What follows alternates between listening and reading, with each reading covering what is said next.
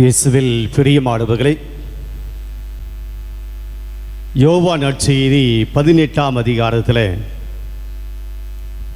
ஆண்டவர் இயேசு தன்னுடைய 3 சீடர்களோடு கெத்செமனி தோட்டத்துக்கு செல்வார். அங்கே சென்று சீடர்கள் ஜெபித்து கொண்டிருப்பார்கள். இயேசுவும் ஜெபிப்பார். சீடர்கள் உறங்க துவங்குவார்கள்.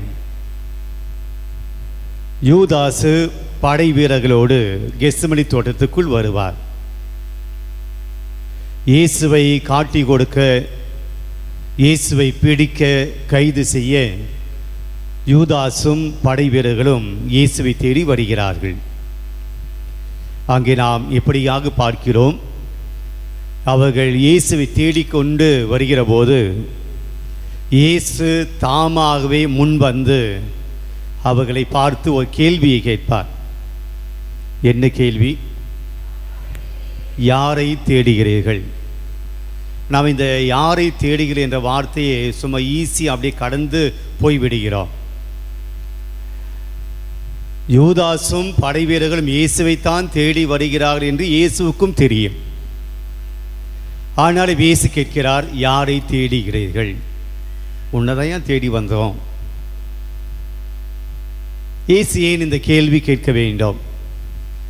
யாரை தேடுகிறீர்கள் என்ற கேள்வி கேட்ட உடனே நான் தான், அவர்கள் சொல்லுவாங்க, நாசரேத்து இயேசுவை தேடுகிறோம் என்று சொல்கிற போது நான் தான் என்று சொன்ன உடனே அவர் பின் வாங்குகிறார்கள். மீண்டும் இயேசு அவர்களை பார்த்து அதே கேள்வியை கேட்பார், யாரை தேடுகிறீர்கள்? மீண்டும் அவர்கள் நாசரேத்து இயேசுவை தேடுகிறோம், நான் தான் என்று சொல்லி, நீங்கள் என்னை தேடுகிறீர்கள் என்றால் என்னோடு இருப்பவர்களை நீங்கள் எதுவும் செய்யாதீங்க என்று அவர் மற்றவர்களுக்கு பாதுகாப்பை கொடுப்பதை பார்க்கிறோம். இந்த கேள்வி யூதாசுக்கு தெரியும், இயேசு இவர்தான் என்று சொல்லி. அவர்கள் தேட வேண்டிய அவசியமே கிடையாது. படை வீரர்கள் தேட வேண்டிய அவசியம் கிடையாது. இயேசு யார் என்று தெரியவில்லை என்றால் 4 பேர் இருக்கிறாங்க, 3 சீடர்கள், இயேசு. இந்த 4 பேரில் யார் இயேசு அப்படின்னு தேட வேண்டியிருக்கும். ஆனால் யூதாஸ் அருகாமையில் இருக்கிறான். 3 ஆண்டுகள் இயேசுவோடு இருக்கிறான். இயேசு இவர் தான் என்று யூதாஸுக்கு தெரியும். இவர்கள் இயேசுவை தேட வேண்டிய அவசியமே இல்லை. அது இயேசு முன்பாக சொல்கிறார், நான் தான் அப்படின்னு சொல்லுகிற போது மீண்டும் இயேசு யாரை தேடுகிறீர்கள் என்று இயேசு ஏன் இந்த கேள்வி கேட்கிறார்? திருப்பி திருப்பி யாரை தேடுகிறீர்கள் என்று இயேசு இந்த கேள்வி ஏன் கேட்கிறார்? நமக்கு புரியலை. இதனுடைய ஆழத்துக்கு நாம் செல்ல வேண்டிய அவசியமில்லை. இயேசு ஏன் கேட்கிறார் என்ற ஆழத்துக்கு நாம் செல்ல வேண்டிய அவசியமில்லை. இந்த யாரை தேடுகிறீர்கள் என்ற வார்த்தையை நான் எடுத்துக்கொள்ள விரும்புகிறேன்.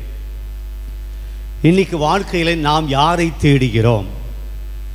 யாரை தேடுகிறோம்? அல்லது நாம் எதை தேடுகிறோம்? எதை தேடிக்கொண்டிருக்கிறோம்? அல்லது ஏன் தேடுகிறோம்? ஏன் தேடுகிறோம்? யாரை தேடுகிறோம்? அல்லது எதை தேடுகிறோம்? அதை ஏன் தேடுகிறோம்? இதுவரையில் நாம் தேடியதெல்லாம் என்ன? அல்லது தேடியதெல்லாம் நாம் கண்டுபிடித்து இருக்கிறோமா? தேடியதெல்லாம் நமக்கு கிடைத்து விட்டதா? தேடியதெல்லாம் நமக்கு கிடைத்து விட்டால் அதை வைத்து நாம் சந்தோஷமாக இருக்கிறோமா? ஒரு சில பேர் நல்ல வேலையை தேடியிருப்பீர்கள். படித்த உடனே நல்ல வேலையும் கிடைத்து விட்டது. அப்போ தேடியது கிடைத்து விட்டது. தேடியது கிடைத்த பின்பும் சந்தோஷமாக இருக்கிறோமா? தேடியது கிடைத்த பின்பும் நான் சந்தோஷமாக இல்லை அப்படின்னா நான் ஏன் அதை தேடினேன்? நான் ஏன் அதை தேடினேன்? தேடியது எனக்கு கிடைக்கும், கிடைத்தால் நான் சந்தோஷமாக இருக்கிறேன் என்று தான் தேடுகிறோம். தேடிய பின்பும் கூட நமக்கு சந்தோஷம் வரலையே, அப்போ ஏன் அதை தேடினோம்? இப்படி இந்த தேடுதலை வைத்து நமக்கு நிறைய கேள்விகள் இருக்கு. இன்றைக்கு இறைவார்த்தை வழிபாடு நாம் வாழ்க்கையில் எதை தேட வேண்டும் என்ற ஒரு செய்தியை நமக்கு கொடுக்கிறது. இதுவரையில் நாம் தேடியது நிறைய. படிப்பை தேடினும், அறிவை தேடினும், பணத்தை தேடினும், பதவியை தேடினும், வேலையை தேடினும், வீடு கட்ட வேண்டும் என்று அதுக்குண்டான இடத்தை தேடினோம், நிறைய மனிதர்களை தேடினும், என்னுடைய பொண்ணுக்கு வரன் தேடினும், என்னுடைய பையனுக்கு பெண்ணை தேடினும், நிறைய தேடுதல்கள் நம்முடைய வாழ்க்கையில் இருந்து கொண்டிருக்கிறேன். சில பேர் தொலைச்சு போன சாவியை தினந்தோறும் தேடுவாங்க. வீட்டில் கொண்டு வந்து சாவியை வைப்பாங்க, அதை எங்கே வைக்கன்னு தெரியாமல் தினந்தோறும் தேடக்கூடிய பழக்கம் இருக்கிறது. வாழ்க்கையில் தேடிக்கொண்டே இருக்கிறோம். ஆனால் இன்றைக்கு இறைவார்த்தை வழிபாடு ஏதோ ஒன்று மிக முக்கியமான ஒன்றை நீங்கள் தேட வேண்டும் என்று அழைப்பு விடுக்கிறது. அதை தேடினால் நாம் கண்டுகொள்வோம், அதை தேடினால் நாம் கண்டறிவோம், நீங்கள் அதை தேடுங்கள் என்று சொல்லி அழைப்பு விடுக்கிறது. முதல் வாசகத்துக்கு செல்வோம். முதல் வாசகம் நீதிமொழி புத்தகத்திலிருந்து நாம் எடுத்திருக்கிறோம். 9ஆம் அதிகாரம் 1 முதல் 6 முடிய இறை வார்த்தைகள் முதல் வாசகமாக நமக்கு கிடைக்க பெற்றுள்ளன. இந்த வாசகத்தை 9ஆம் அதிகாரத்தை நம்ம ஃபுல்லாக எடுத்துக்கிட்டோம் அப்படின்னா 13 வசனங்கள் கொண்டது இந்த 9ஆம் அதிகாரம். நீதிமொழி 9ஆம் அதிகாரம் 1 முதல் 12 முடிய இறை வார்த்தையை பார்க்கிற போது அது ஒரு பகுதியை சொல்லுகிறது, இதை நீங்கள் தேடுங்கள். அதுக்கு பின்பாக வரக்கூடிய 13ஆம் வசனத்திலிருந்து வரக்கூடிய பகுதி நமக்கு சொல்லுகிறது, இதை தேடாதீங்க என்று நமக்கு சொல்லுகிறது. பார்ப்போம். இன்றைக்கு முதல் வாசகம் 1 முதல் 6 முடிய அங்கே நாம் என்ன வாசித்திருக்கிறோம் என்றால், ஞானம் ஒரு வீடு கட்டியதாம். மனுஷன்தான் வீடு கட்டுவாங்க, ஞானம் வீட்டை கட்டியது. அந்த வீட்டிலே ஞானமானது பெரிய விருந்து ஒன்றை ஏற்பாடு செய்கிறது. பெரிய பேங்க்வெட், மிகப்பெரிய விருந்து ஒன்றை அது ஏற்பாடு செய்கிறது. அது ஏற்பாடு செய்த பின்பு அந்த விருந்துக்கு எல்லோரையும் அழைக்கிறது. அறிவு சார்ந்த ஞானிகளை மட்டுமல்ல, அறிவாளிகளை மட்டுமல்ல, அறியாமையில் இருக்கக்கூடியவர்களையும் கூட, மதிக்கேடு அடைந்தவர்களையும் கூட அந்த ஞானம் தன்னுடைய விருந்துக்கு அழைக்கிறது. அந்த விருந்துக்கு அழைத்து அந்த விருந்திலே அவர்களை, அந்த விருந்தின் வழியாக அவர்களை உபசரிக்கிறது. இதுதான் இன்றைக்கு நாம் முதல் வாசகமாக பார்த்தோம். ஞானம் தான் வைத்த விருந்துக்கு எல்லோரையும் அழைத்தது இன்றைக்கு முதல் வாசகம். ஆனால் இந்த வாசகத்தோடு நம்ம நின்றுட்டோம் அப்படின்னா, இந்த வாசகத்தினுடைய இன்னும் அழுத்தமான விஷயங்களை நாம் புரிந்து கொள்ள இயலாது. அப்போ அதுக்கு மேலேயும் அதுக்கு அந்த வாசகத்தை தொடர்ந்து நாம் போனோம் என்றால், வாசித்தோம் என்றால், சில உண்மைகள் நமக்கு கிடைக்க பெறுகின்றன. என்ன சொல்கிறாங்க? ஞானத்தை தேடுகிறவர்கள் தங்களுடைய பேதமையை விட்டுவிட்டு, அறியாமையை விட்டுவிட்டு, முட்டாள்தனத்தை விட்டுவிட்டு அவர்கள் நீங்கள் வாழ்வீர்கள். ஞானம் வைத்திருக்கிறவர்கள், ஞானத்தை தேடுபவர்கள், அவர் கிடைக்கக்கூடிய முதல் ஆசீர்வாதம் என்னது? அவர்கள் வாழ்வார்கள். ஞானத்தை தேடுபவர்கள் வாழ்வார்கள். இரண்டாவது, என்னால் உன்னுடைய வாழ்நாட்கள் மிகுதி ஆகும். ஞானத்தை தேடுபவர்களுடைய வாழ்நாட்கள் மிகுதி ஆகும். 100 வயசு வரைக்கும் நீங்கள் வாழணும் அப்படி ஆசைப்பட்டீங்கன்னா நீங்கள் எதை தேட வேண்டும்? பணத்தை அல்ல, பெரிய வீட்டை அல்ல, புகழை அல்ல, அல்லது இந்த உலக செல்வங்களை அல்ல. வேதம் சொல்லுகிறது, உங்களுக்கு நீடிய ஆயுள் வேண்டுமென்றால் நீங்கள் தேட வேண்டியது ஞானத்தை தேடுங்கள். அதுக்கு அடுத்து, உன் ஆயுள் காலம் நீடிக்கும். அங்கே 9ஆம் அதிகாரம் இந்த 10ஆவது வசனத்தில் நாம் பார்த்தோம் என்றால் அங்கே இருக்கிறது, உன்னுடைய ஆயுள் நீடிக்கும். ஞானம் உடையவர்களாய் நீங்கள் இருந்தீர்கள் என்றால் ஞானம் கொடுக்கக்கூடிய எல்லா பயன்களையும் நீங்கள் அடைவீர்கள். ஞானத்தால் என்னென்ன பயன்கள் வருகிறதோ அதெல்லாம் நீங்கள் அடைவீர்கள். ஞானத்தால் என்ன பயன் கிடைக்கும் அங்கே சொல்லலை. ஆனால் 2ஆம் அதிகாரத்தில், ஞான நீதிமொழிகள் புத்தகம் 2ஆம் அதிகாரத்தில் ஞானத்தினால் வரக்கூடிய பயன்களை நாம் அங்கே வாசிக்கிறோம். ஞானத்தினுடைய ஞானமளிக்கும் பயன்கள் 2ஆம் அதிகாரத்தில் இருக்குது. ஆனால் நாம் 3ஆம் அதிகாரத்துக்கு செல்வோம். 13ஆம் வசனம், 3ஆம் அதிகாரம் 13ஆம் வசனம். யாராவது? ஞானத்தை தேடி அடைந்தோர் நற்பேறு பெற்றோர், மெய் அறிவை அடைந்தோர் நற்பேறு பெற்றோர். வெள்ளியை விட, நீங்கள் வச்சிருக்கிற வெள்ளி குத்து விளக்கு, நீங்கள் வச்சிருக்கக்கூடிய வெள்ளி ரோசரி, நீங்கள் வைத்திருக்கக்கூடிய வெள்ளி பாத்திரங்கள், இதை விட எது மேலானதாம்? ஞானமே வெள்ளியை விட மிக நலன் தருவது. அடுத்து, பொன்னை விட ஞானத்தால் வரும் செல்வம். இன்றைக்கி நம்மளாம் தங்கத்தை தேடி ஓடிட்டு இருக்கோம். தங்கம் வாங்க முடியலன்னா கூட டிவி அப்படியே பார்த்துட்டே இருப்போம். இன்றைக்கி தங்கம் எவ்வளோ குறைஞ்சது, எவ்வளோ ஏறிச்சு, தங்கம் எவ்வளோ கம்மி ஆயிடுச்சு. வாங்க போகிறது இல்லை, ஆனாலும் கூட நமக்கு ஒரு நாட்டம், தங்கம் என்ன ரேட்டில் இருக்குது.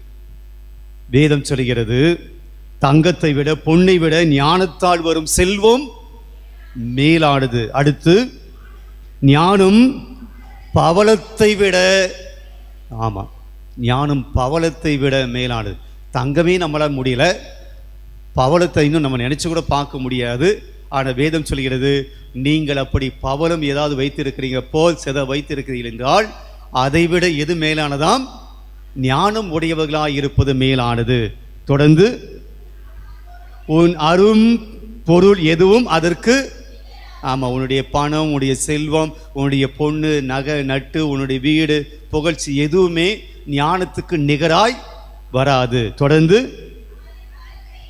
அதன் வழக்கை நீடித்த ஆயுளை அருள்கின்றது. அதுதான் 9ஆம் அதிகாரத்தில் பார்த்தோம். நீடித்த ஆயுளை அது நமக்கு கொடுக்கும். அதன் வழிகள்,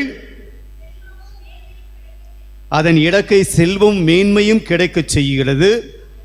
அதன் வழிகள் இன்பம் தரும் வழிகள். வாழ்க்கையில் சந்தோஷமாக இருக்கணும்னா நாம் எந்த வழியில் போக வேண்டும்? ஞானத்தினுடைய வழியிலே போக வேண்டும். அடுத்த லைனு, அதன் பாதைகள் யாவும் நலம் தருபவை. அது நமக்கு நலன் மட்டும்தான் கொடுக்கும். நீங்கள் வீட்டில் போயிட்டு ஹோம்ஒர்க் பண்ணுங்கள், அந்த அதிகாரத்தை படித்து பாருங்கள். ஞானத்தினால் வரக்கூடிய நன்மைகளை நாம் அங்கே பார்ப்போம். பிரியமானவர்களே, ஆக முதல் வாசகம் சொல்கிறது, ஞானத்தை தேடுகிறவர்கள் வாழ்வை பெற்றுக்கொள்வார்கள். இது முதல் பகுதி.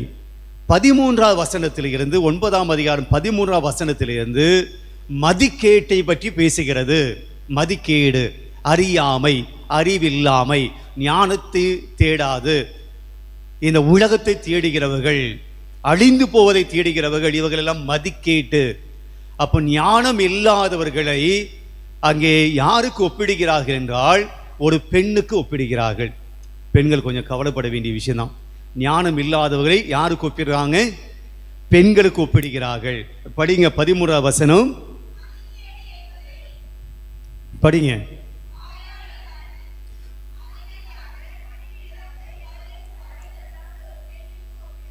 சரி, நானே படிக்கிறேன். மதிக்கேடு என்பதை, அதை முட்டாள்தனம் என்பதை, ஞானமற்றவர்கள் என்பதை யாருக்கு ஒப்பிடலாம்? வாயாடியான, அறிவில்லாத, எதற்கும் கவலைப்படாத ஒரு பெண்ணுக்கு ஒப்பிடலாம். கொஞ்சம் கஷ்டமாக தான் இருக்குது, பெண்களை பற்றி இப்படி பேசுகிறாங்களே அப்படின்னு. எல்லாம் உருவகம்தான். அவள் தன் வீட்டு வாயில் படியிலோ நகரின் மேலான இடத்திலோ உட்கார்ந்து கொண்டு, ஒரு லேடி, ஒரு பெண் வாசல் படியிலையோ அல்லது நகரத்தினுடைய மேலான ஒரு இடத்திலோ தனியாக உட்கார மாட்டாங்க. அவர்கள் வீட்டுக்குள்ளே அமரக்கூடியவர்கள், அடக்கம் ஒடுக்கமாக இருக்கக்கூடியவர்கள். இந்த வாசல் படியில் பொது இடத்துல போய் உட்கார்ந்துக்கிட்டு என்ன செய்கிறாங்க? உட்கார்ந்து கொண்டு தம் காரியமாக வீதியில் செல்லும் வழிபோக்கரை பார்த்து, வரவும் போகிறவங்களாம் பார்த்துட்டு, அறியா பிள்ளைகளே இங்கே வாருங்கள் என்பாள். எல்லாரையும் கூப்பிடுவாள். மதிக்கேடதை பார்த்து, திருடின தண்ணீரே இனிமை வாய்ந்தது. அடுத்த வீட்டில் கூடிய தண்ணீரை திருடிட்டு அது குடிச்சிங்கன்னா ரொம்ப இனிமையாக இருக்கும். அடுத்து, வஞ்சித்து பெற்ற உணவே இன்சுவை தருவது என்பாள்.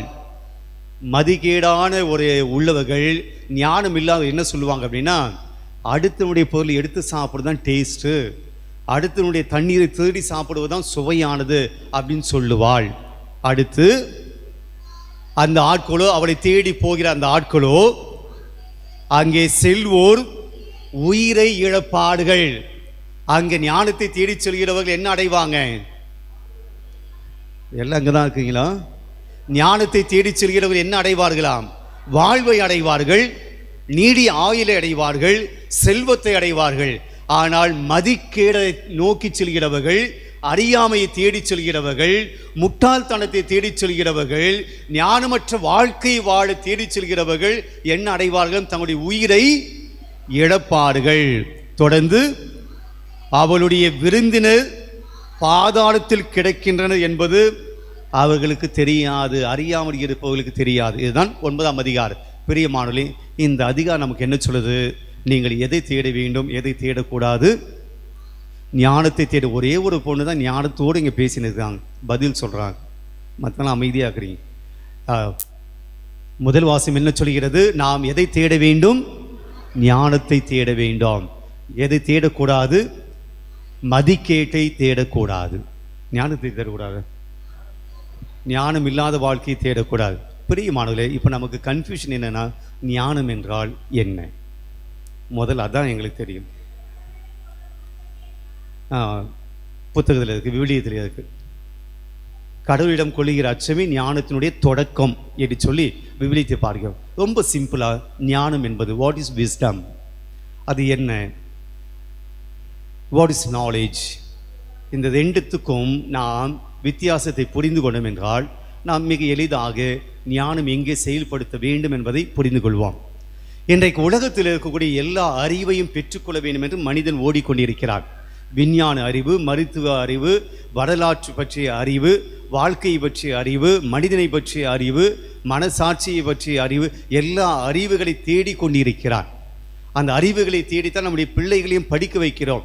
நல்லா படி, நல்லா படி, நல்லா படித்தாதான் உனக்கு வேலை கிடைக்கும் என்று சொல்லி அறிவை தேடுவது தவறு அல்ல. அறிவை தேடுவது தவறு அல்ல. இந்த உலகத்தில் வாழ்வதற்கு அறிவு தேவை. அறிவு என்பது என்ன? Getting informations. ஒரு கம்ப்யூட்டரை பற்றி எனக்கு அறிவு இருக்கிறது என்றால் என்ன அர்த்தம்? அந்த கம்ப்யூட்டரை பற்றிய எல்லா தகவல்களும் எனக்கு தெரியும். பைபிளை பற்றி நாலேஜ் எனக்கு இருக்கு என்றால் என்ன அர்த்தம்? பைபிள் என்னென்ன புத்தகம் இருக்குது, அந்த பைபிள் என்னென்ன சொல்லப்பட்டு இருக்கு, எந்த இடத்துல என்ன புத்தகம் வருகிறது, இது நாலேஜ், பைபிள் நாலேஜ். அந்த பைபிளுக்கு கூடிய அதிகாரம் எனக்கு தெரியும், வசனம் எனக்கு தெரியும், எந்த புத்தகம் எங்கே இருக்குன்னு தெரியும். Knowledge, Bible knowledge. ஒரு அறிவியலை பற்றி எனக்கு தெரிய வேண்டும் என்றால் அது புவி ஈர்ப்பு விசையை பற்றி எனக்கு தெரியும். இந்த அறிவியலை பற்றிய நிறைய லாஸ், ஃபார்முலாஸ், இதை பற்றி எனக்கு தெரியும். I have science knowledge.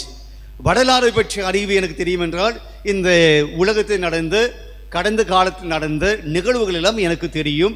எனக்கு வரலாற்று, புவியியலை பற்றிய அறிவியல், இந்த பூமியை பற்றி, இந்த விண்ணை பற்றி அறிவியல் எனக்கு தெரியும். ஆக இந்த அறிவியல் எல்லாம் இந்த உலகத்தை பற்றிய, இந்த உலகத்தில் இருப்பதை பற்றிய நாலேஜ் அல்லது விவரங்கள் எனக்கு தெரியும். இது தேவையா? கண்டிப்பாக தேவை. எனக்கு வேலை வேணுமானா கண்டிப்பாக அறிவு எனக்கு வேண்டும். அப்போ நாலேஜ் எங்கே வித்தியாசப்படுது என்றால், நான் அறிந்து வைத்திருக்கிற அனைத்தும் நான் எதற்காக பயன்படுத்தப்பட வேண்டும், அது நன்மைக்காக பயன்படுத்துகிறேனா அல்லது தீமைக்காக பயன்படுத்துகிறேன் என்று என்னுடைய அறிவை பகுத்து ஆய்ந்து நன்மைக்காக என்னுடைய அறிவை கொண்டு போகிறேனே, அதுதான் ஞானம். எனக்கு அறிவாளிகள் எல்லாம் நல்லவர்களா? படிச்சவங்க ரொம்ப நல்லவங்களா இருக்காங்களா? எதை பதில் சொன்னத? எல்லா படித்தவர்களும் நல்லவர்களாக இருக்காங்களா? அப்படின்னா கொள்ளையடிக்கவன் யாரு? ஒரு பேங்க்கில் போயிட்டு அங்கே இருக்கக்கூடிய எல்லாத்தையும் அறிஞ்சு ஒரு கொள்ளையடித்து மாட்டிக்காம போறானா? அறிவில்லாதவன போகிறான். அறிவுதான். ஆனால் அந்த அறிவை நான் எதற்காக கொண்டு செல்கிறேன் என்றால் கெட்டதுக்காக கொண்டு போறேன், அழிவுக்காக கொண்டு போகிறேன். எனக்கு நிறைய அழிவுகள் நடந்து கொண்டிருக்கிறது, நிறைய தீமைகள் உலகத்தில் வந்து கொண்டிருக்கிறது. யார்? படிக்காதவங்க செய்கிற வேலையாது. படித்தவர்கள், அறிவாளிகள், அறிவு நிறைந்தவர்கள் தான் இந்த செய்கிறார்கள். நிறைய விஷ ஊசிகள், நிறைய மருத்துவத்தில் ஏமாற்றக்கூடிய காரியங்கள், எல்லா ஃபீல்டிலையும் தான் ஏமாற்றக்கூடிய காரியங்கள் யார் செய்வது? அறிவாளிகள், தெரிந்தவர்கள், விவரம் அறிந்தவர்கள். பிரியமானவர்களே, அறிவு இருக்கிறது. ஆனால் அதை நான் கெட்டதுக்கு கொண்டு போகிறேனா நல்லதுக்கு கொண்டு போகிறேனா? என்னை ஞானம் வழி நடத்தும். உன்னுடைய அறிவை நல்லது கொண்டு போய் என சொல்கிற போது, அதன்படி நான் போகிற போது ஞானத்தின்படி நான் நடக்கிறேன். என்னுடைய அறிவை நல்லதுக்காக கொண்டு போகிற போது நான் ஞானத்தினுடைய வழியிலே செல்கிறேன். என்னுடைய அறிவை நான் கெட்டதின்பால் கெட்ட வழியிலே கொண்டு போகிற போது என்னுடைய ஞானத்தை நான் பயன்படுத்தாமல் இருக்கிறேன், ஞானத்தை விட்டு விலகி செல்கிறேன். இப்போ முதல் வாசனம் நமக்கு புரியுதா? என்னது? ஞானத்தின்படி செல்கிறவர்கள் வாழ்வடைவார்கள். ஞானத்தின்படி செல்கிறவர்கள் அவருடைய வாழ்க்கையில் மகிழ்ச்சியாக இருப்பாங்க. ஞானத்தின்படி செல்கிறவர்கள் அவருடைய வாழ்நாள் நீடிக்கும். அவங்களுக்கு தான் அங்கே கில்ட்டி கான்ஷியன்ஸ் இருக்காது, அவங்கள தான் ஏமாற்றிட்டுமோ என்கிற உணர்வு இருக்காது. அவங்க தான் யார் மீது வஞ்சகம் இருக்காது, பகைமை இருக்காது, பொறாமை இருக்காது, அவர் எல்லோரையும் நேசிப்பார்கள், யார் மீதும் போட்டி பொறாமை இருக்காது. அவர்கள் நல்லதை மட்டுமே தேர்ந்தெடுத்து செல்லக்கூடியவர்கள். இந்த போட்டி பொறாமை பகைமை அடுத்தவனை பழிவாங்கணும் இதெல்லாம் எங்கே நடக்கும்? நான் ஞானத்தின்படி செல்லாத போது, நான் இந்த உலகத்தினுடைய செல்வங்களில் ஈடுபடுகிற போது நான் அழிவின் பாதையில் செல்கிறேன். ஆக முதல் வாசம் நமக்கு சொல்ல வரக்கூடிய செய்தி என்னவென்றால், ஞானத்தை தேடுங்கள், அறியாமையை தேடாதீங்க, மதிக்கேடை தேடாதீங்க. அதைத்தான் 2வது வாசத்தில் ஆண்டு பவுலடியார் சொல்லுகிறார், நீங்கள் ஞானமுள்ள வாழ்க்கையை வாழுங்கள். அங்கே இருக்கக்கூடிய அந்த வார்த்தையை நாம் அப்படியே படிக்கிறோம் என்றால், ஞானமற்றவர்களாய் வாழாதீர்கள், மாறாக ஞானத்தோடு வாழுங்கள் என்று பவுலடியார் 2வது வாசகத்தில் சொல்கிறார். ஞானமற்ற வாழ்க்கைக்கு ஒரு எடுத்துக்காட்டு அங்கே சொல்றாரு. என்ன எடுத்துக்காட்டு? படியுங்கள். ஞானமற்ற வாழ்க்கைக்கு ஒரு எடுத்துக்காட்டுங்க.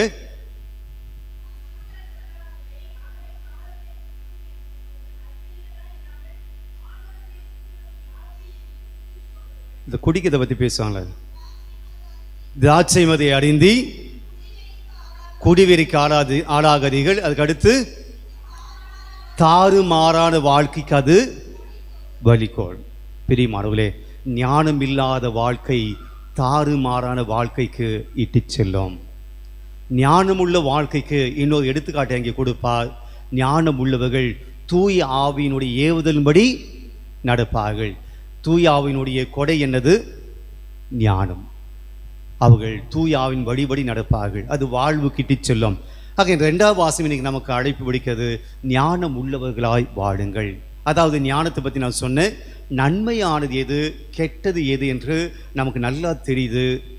நம்ம ஞானத்தை பயன்படுத்தி நல்லதை மட்டுமே பேச, நல்லதை மட்டுமே பார்க்க, நல்லதை மட்டுமே எடுத்துக்கொள்ள, நல்லதை மட்டுமே செய்ய நாம் அந்த நமக்குள்ளே இருக்கக்கூடிய அந்த இயல்பின்படி வாழ்வது ஞானம். அது தூய ஆவி நம்மை வழி நடத்தக்கூடியது. அந்த ஞானத்தை தூய ஆவி கொடுப்பாங்க. அதன்படி வாழ்ந்தால் நமக்கு வாழ்வில் நீடிய வாழ்வு கிடைக்கிறது, மகிழ்ச்சி கிடைக்கிறது, எல்லா பொருள் செல்வம் கிடைக்கிறது. பிரியமானவர்களே, நற்செய்தி வாசல் ஆண்டு சொல்கிறார், நானே வானின்று இறங்கி வந்த உயிர் உள்ள உணவு. இதை எப்படி கொடுக்க முடியும் என்று அங்கே கேள்வி கேட்கிறார்கள். இயேசு எப்படி தன்னுடைய உடலை நமக்கு உணவாக கொடுக்க முடியும்? இன்னைக்கு கேள்வி கேட்டாங்க. அடுத்த வாரம் வாசகத்தில் என்ன செய்வாங்க தெரியுங்களா? அடுத்த வாரம் இதை தொடர்ந்து நாம் படிக்க போகிறோம். என்ன நடக்கும் தெரியுங்களா? இதை கேட்ட சீடர்கள் என்ன செய்கிறாங்க? இயேசுவை விட்டு விலகி போவார்கள். அடுத்த வாரம் நாம் வாசிப்போம். அப்பொழுதே அந்த நிமிடமே இதை கேட்ட சீடர்கள் இயேசுவை விட்டு விலகி போயிட்டாங்க. அப்போ இயேசு சீடர் அப்போஸ்தலரை பார்த்து கேட்பார், திருத்தூதரை பார்த்து கேட்பார், நீங்களும் போய்விட நினைக்கிறீர்களா அப்படி கேட்கிற போது பேதுரு என்ன சொல்வார்? அட போங்கப்பா, பைபிளை நச்சது கூட படிக்கிறதில்ல போல, நீங்கள் ஏதோ பழைய ஏற்பாடு தான் தெரிலன்னு பார்த்தா ஓகே, புதிய ஏற்பாடு நீங்களும் போய்விட நினைக்கிறீர்களா என்று கேட்கிற போது பேதுரு சொல்வார், இப்போதான் வருது ஞானம் இப்போதான் வருது. யாரிடம் செல்வோம் இறைவா? வாழ்வு தரக்கூடிய வார்த்தைகள் உம்மிடம்தானே உள்ளன என்று பேதுரு சொல்வார். பிரியமானவர்களே, இயேசு நான் தான் வாழ்வு தரும் உணவுன்னு சொன்னோடனே இயேசு விட்டு போயிட்டாங்க. ஏனென்றால் அந்த உண்மையை அறிந்து கொள்ளக்கூடிய ஞானம் அவர்களுக்கு இல்லை.